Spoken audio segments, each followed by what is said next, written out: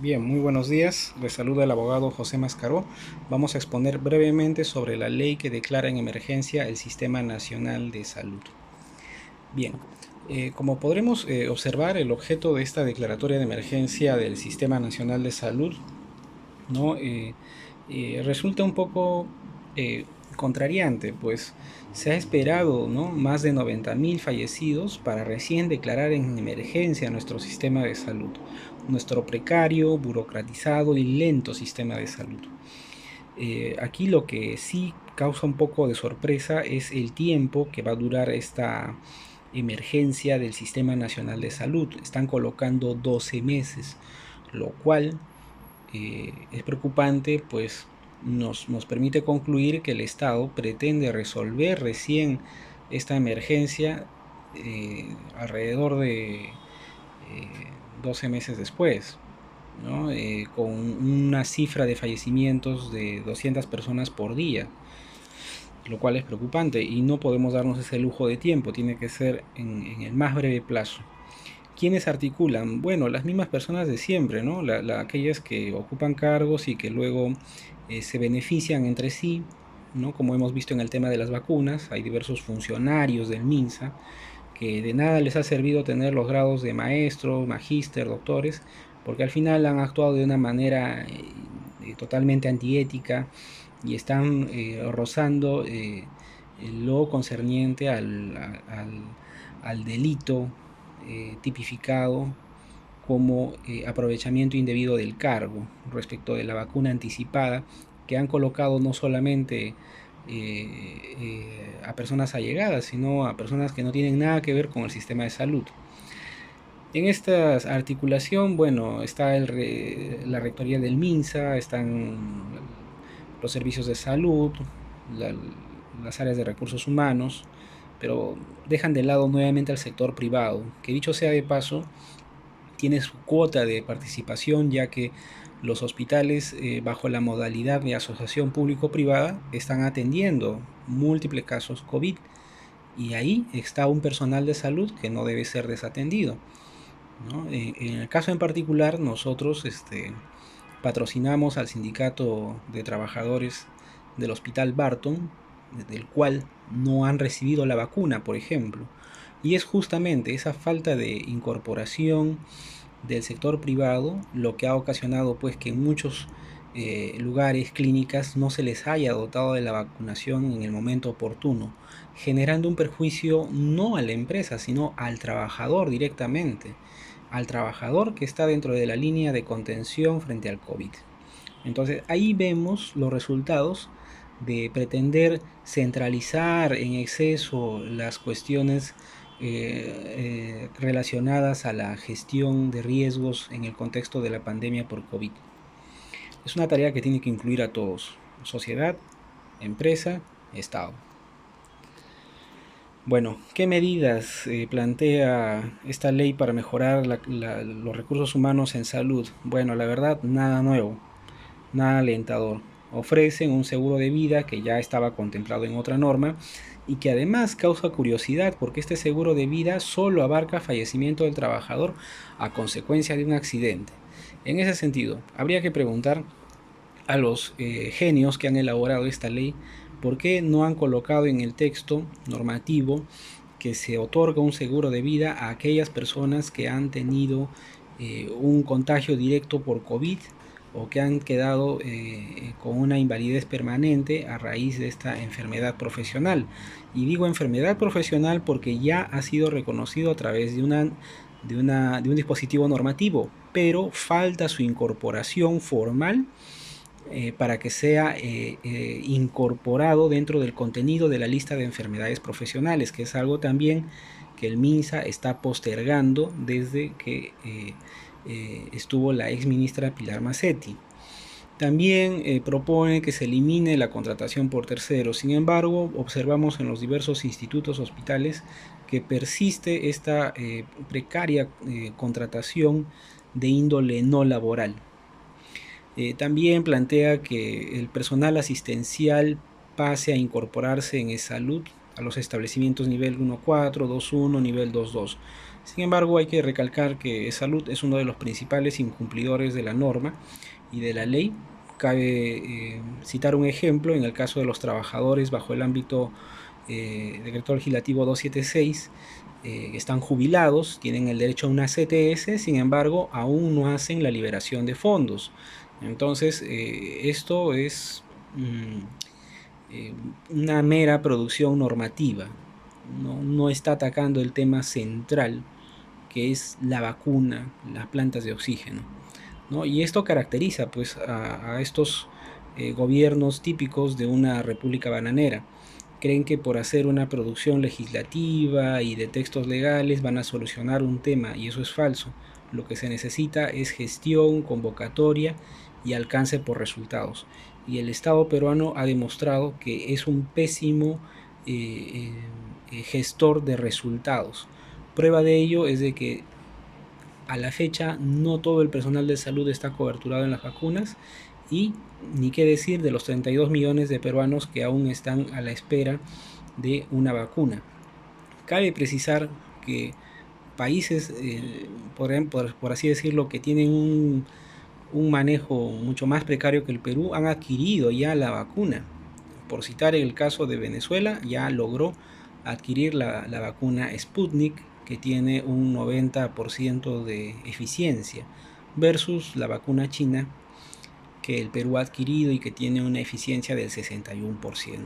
O sea, eso nos pone en contexto, ¿no? Nosotros nos burlamos de otros países, pero vemos cómo nos sacan ventaja. Y ni qué decir de Chile. Chile ya ha logrado más de 1,5 millones de vacunados. Israel, una potencia mundial, ya logró inmunizar a casi toda su población.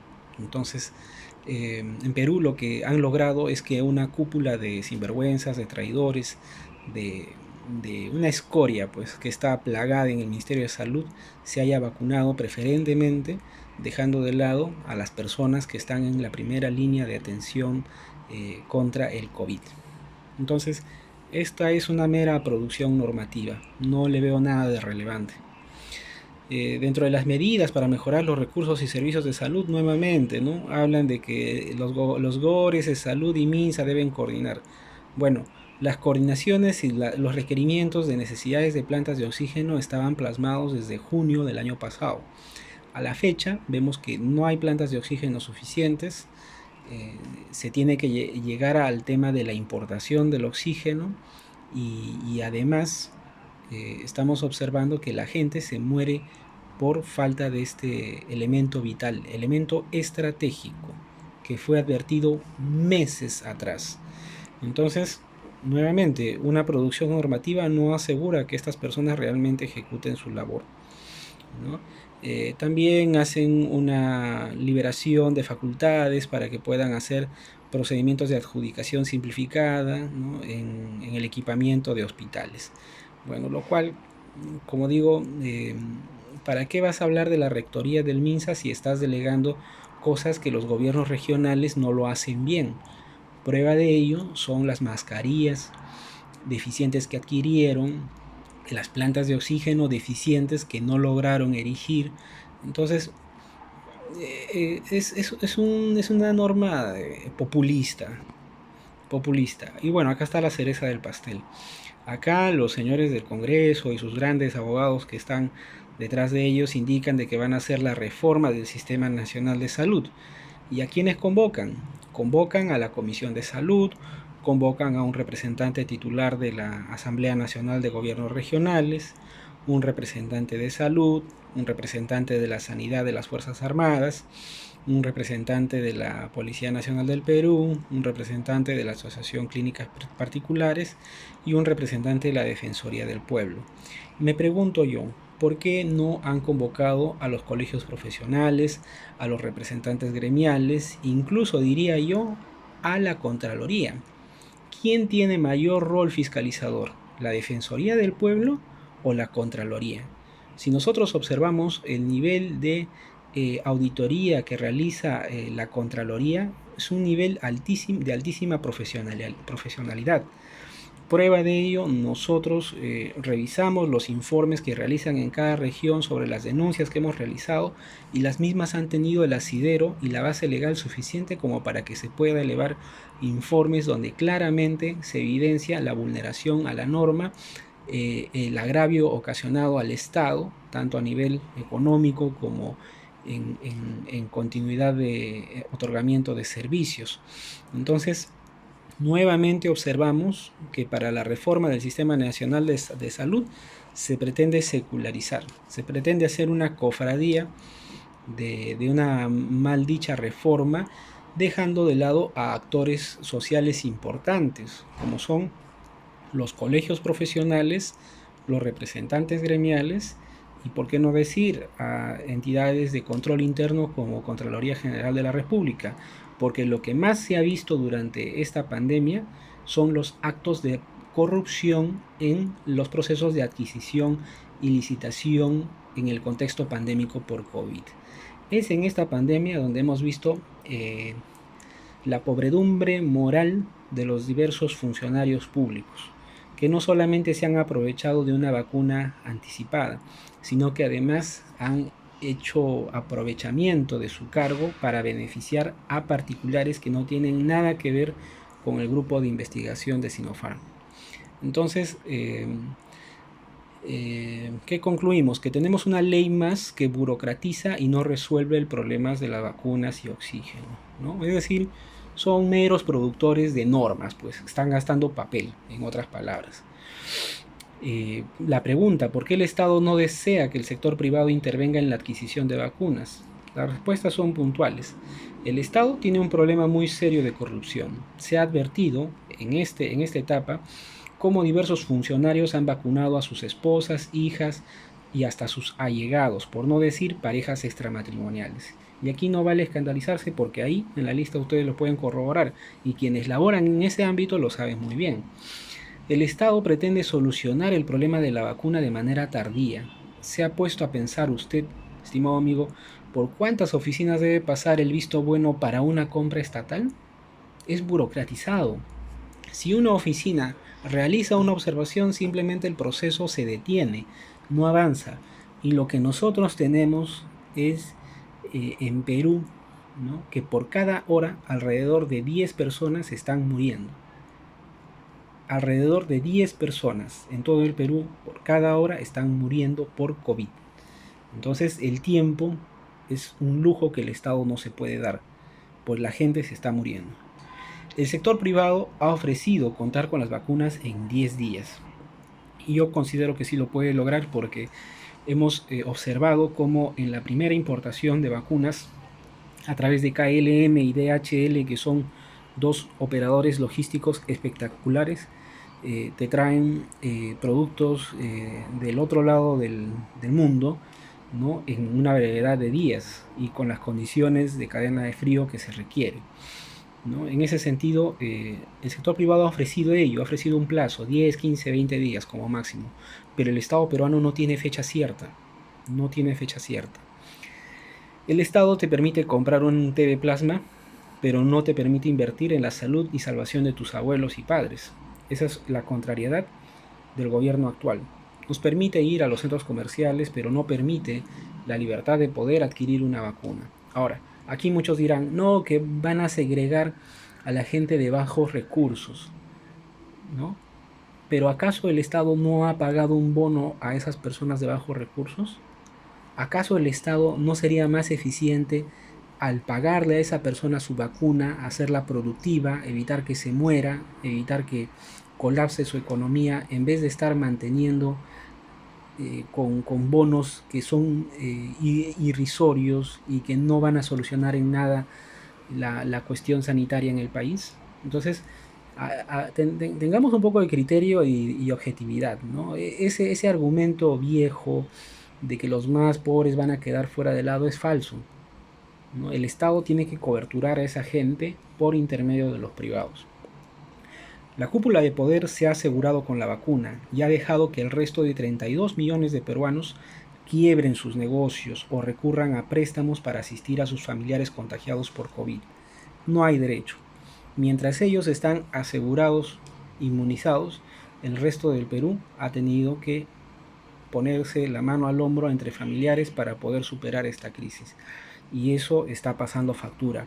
Tenemos miles de empresas quebradas, justamente porque el gobierno no ha dado el paso formal para adquirir las vacunas en el momento oportuno.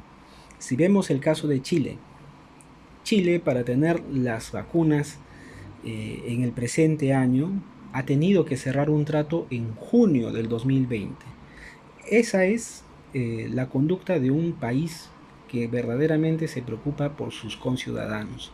Actuar con antelación para resolver problemas que son una prioridad inmediata. El Estado, la pregunta, ¿el Estado puede impedir que el sector privado importe las vacunas? ¿No? Frente a ello, mi respuesta es no, no puede impedir. El Estado peruano cometería un genocidio sistemático, y digo genocidio porque la responsabilidad penal recae sobre el presidente, ¿no? Si pretende suspender los derechos fundamentales del peruano que exige una vacuna para salvaguardar la vida. Si nosotros revisamos la Constitución Política del Perú, claramente indica que el fin supremo de la sociedad es la persona. Es decir, a toda costa, fuera de los debates ideológicos, lo que se tiene que lograr es salvar la vida de peruanos. Y aquí se está haciendo todo lo contrario, se está poniendo trabas para que la vacuna llegue.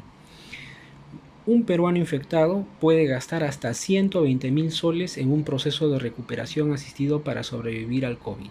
Y eso lo hemos comprobado, porque si ustedes recuerdan, había un congresista que, a ver su nombre, vamos a revisar, el congresista Enrique Fernández Chacón, ¿no? Que tanto habla de Cuba, del socialismo, al final se fue a tratar a una clínica privada porque simplemente no había espacio en los hospitales.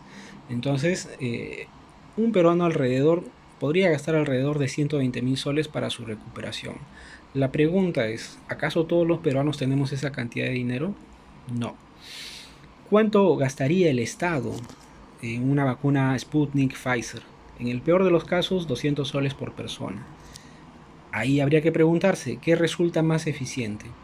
¿Prevenir e inmunizar o arrebatar el poco dinero que cuenta el ciudadano en exorbitantes gastos para el tratamiento COVID? ¿Qué es lo que ustedes prefieren invertir? ¿200 soles o 120.000 soles cuando estén contagiados? Naturalmente, coste-beneficio, prevención. Y aquí está por demás que digan que las empresas van a lucrar. Eso está por demás, señores. La vida tiene un valor incalculable. Y si se tiene que pagar un sobreprecio por el pésimo sistema de salud que se tiene que pagar, pues. Porque la prioridad es la vida.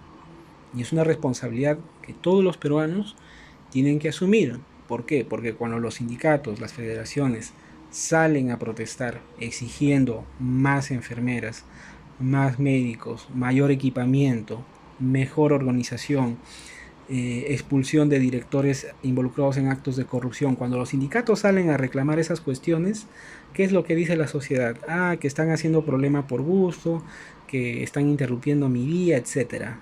Ahora pues vemos las consecuencias de no tener una participación activa como ciudadanos en las cuestiones esenciales del Estado, como son salud, educación, seguridad, ¿no? Entonces, no hay que quejarnos, son las consecuencias de esa falta de participación. Le pregunta a usted, ¿cuándo fue la última vez que usted dejó de pensar en la muerte al iniciar el día? Todos, dentro de este contexto pandémico, a diario pensamos en la muerte. Es algo que nos genera un daño interno porque estamos con una constante ansiedad. Si tenemos dolor de cabeza, estamos ya pensando que quizás nos ha dado el COVID, o si nos falta un poco de aire, o si nos duele el pecho, ya estamos eh, un poco ansiosos de este tema. Vivimos atemorizados ante las nuevas cepas y tenemos al frente ministerios copados de funcionarios que arrebatan las pocas vacunas que el burocrático Estado peruano logra captar. Entonces, me pregunto yo, ustedes si se sienten libres, o sea, libres como como mujeres, como hombres de la sociedad, si ustedes se sienten libres, ¿van a permitir que una sarta de mequetrefes decida el futuro de su familia? Yo considero que no. A toda costa tenemos que lograr que el sector privado importe las vacunas en la brevedad posible para salvar vidas. Salvar vidas. Es por ello que tenemos que hacer una alianza por la vida. Tanto gremios, federaciones, colegios profesionales deben exigir al señor Óscar Ugarte incorpore al sector privado dentro del esquema de adquisición inmediata de vacunas. Aquí los debates ideológicos, que si la empresa participa o no, están fuera. Están fuera. El Estado ha tenido más de un año para resolver el tema del oxígeno y las vacunas y no lo ha hecho. 0-0 se ha sacado. En ese sentido se tiene que recurrir a otro actor que sí ha demostrado que de manera más rápida y eficiente puede traer diversos productos necesarios para combatir el COVID, en este caso la vacuna. ¿Sabía usted, estimado amigo, que existen empresas dispuestas a inmunizar gratuitamente a sus trabajadores? Eso es algo genial y los sindicatos deberían aplaudir. ¿Por qué? Porque no hay mayor consideración, no hay mayor exigibilidad de seguridad y salud en el trabajo en este momento que inmunizar a los trabajadores que son la cadena productiva del Perú. La fórmula matemática es simple. Un trabajador contagiado por COVID puede estar hasta 2 meses en reposo debido a la gravedad con que se afecta a este virus. Ello implica que el empleador, es decir, de su bolsillo, asume hasta los 20 días de la remuneración. Luego lo tiene que asumir salud. La pregunta, ¿ha calculado usted la cantidad de subsidios que viene generando pérdidas al Seguro Social por la pandemia? ¿No? Entonces, ¿qué es lo que quiere el Estado? Empobrecer al Seguro Social, quiere desangrar las finanzas personales de las empresas, evitando que se traiga la vacuna, monopolizando estatalmente la adquisición de las vacunas Sputnik, Pfizer, ¿no? Esas cosas hay que pensar. ¿Acaso, preguntamos, ¿no? ¿Acaso no es mucho más eficiente el inmunizar y evitar la paralización de labores del personal?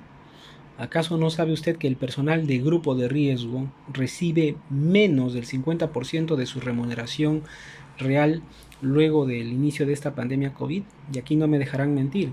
Existen muchas profesionales de enfermería que están con la mitad de su remuneración. No reciben los bonos, no reciben las guardias y están constantemente con una ansiedad de labor porque tienen una rutina de trabajo permanente y tienen el estrés emocional porque a diario quienes hacen telemonitoreo tienen que cargar con la ansiedad psicológica de las personas con las cuales se comunican. Entonces, estamos en medio de un estado que nos está reprimiendo muchas libertades, ¿no? En este caso, la libertad de acceder a servicios de salud de calidad. Si el Estado no puede garantizar la óptima adquisición de vacunas, es necesario que intervenga el sector privado para reducir el número de muertes. En ese sentido, concluyo esta ponencia indicando que yo apoyo al sector privado para la importación de vacunas. Gracias.